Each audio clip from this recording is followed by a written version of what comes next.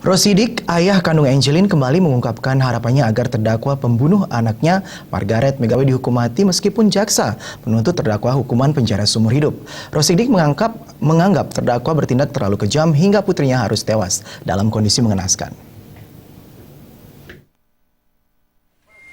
Rosidik, ayah kandung Angelin, berharap pengadilan menjatuhkan hukuman seberat-beratnya terhadap pelaku pembunuhan Angelin.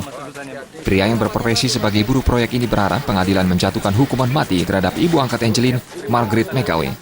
Menurut Rosidik, berdasarkan bukti hasil otopsi yang dihadirkan dalam persidangan, tindakan yang dilakukan Margaret dianggap sangat kejam, hingga nyawa Angelin melayang.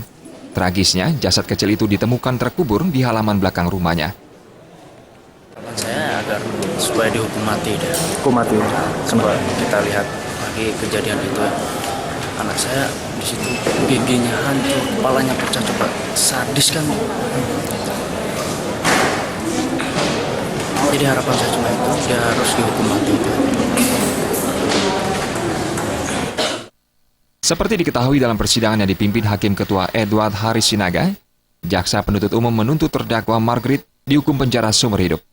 Raiswantara dan Yudi Partana, Bali TV.